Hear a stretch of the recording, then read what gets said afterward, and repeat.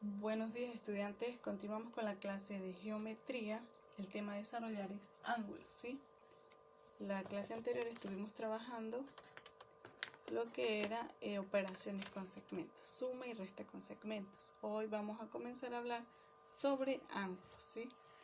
Tenemos que un ángulo es la figura geométrica formada por la unión de dos rayos mediante un origen común llamado vértice del ángulo.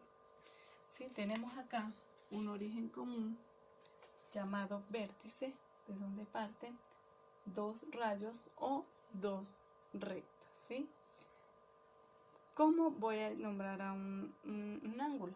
Lo voy a nombrar desde un punto, ya puede ser de este lado o de este lado, de cualquiera de los dos lados, y el vértice siempre en el centro. Entonces este va a ser el ángulo AOB, medida A o B, ¿sí? Entonces recordemos que los elementos del ángulo son lado, lado y vértice, y la notación que está representada por cómo lo vamos a llamar.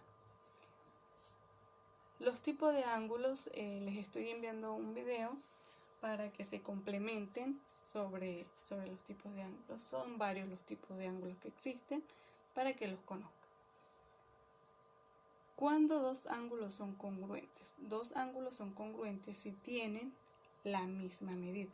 Es decir, si tengo dos ángulos iguales, el mismo ángulo y todo, voy a decir que son ángulos congruentes. Les voy a nombrar algunos de los tipos de ángulos que existen. El ángulo recto, que mide 90 grados. El ángulo agudo es el que mide menos de 90 grados, es decir, desde 0 hasta menos de 90 grados. Está el ángulo obtuso, que es el que mide más de 90 grados. El ángulo llano, que es el que mide 180 grados.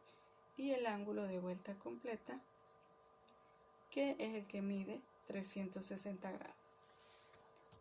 Es de resaltar también que el ángulo, a través del ángulo podemos hallar su bisectriz, podemos plasmarla. ¿Qué es la bisectriz?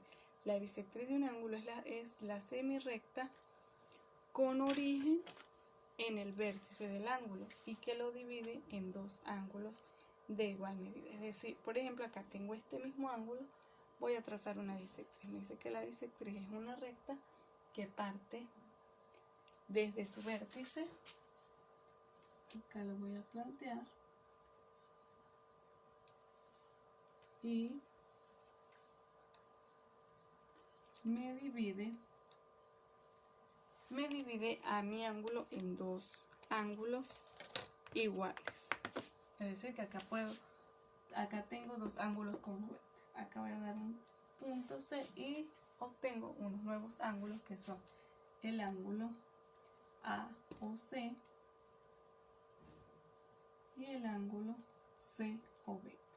Recuerden, por favor, que para nombrar los ángulos siempre el vértice debe ir en el centro, y puedo comenzar por cualquiera de mis dos puntos, ya sea el lado superior o el lado inferior, pero con la condición de que mi vértice esté como punto central, A o C, C o B. O también lo puedo nombrar como B o C o como C o A. De cualquiera de las formas en que yo lo nombre está bien. Lo importante es que mi vértice esté siempre en el centro. Entonces, la bisectriz, repasamos nuevamente, es una recta que me divide mi ángulo en dos ángulos de igual longitud. Entonces, en la actividad van a realizar algunos ángulos, y van a trazar su bisectriz, y también se les pide que determinen algunos ángulos o que plasmen algunos ángulos o que dibujen algunos ángulos con una medida específica.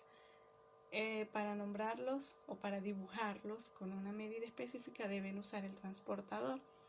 El transportador, recuerden que lo trabajamos en trigonometría, entonces ya el uso saben cómo hacerlo. De igual forma les voy a adjuntar un videito para que allí observen, si no recuerdan, cómo usar el transportador. Eso es todo, muchas gracias.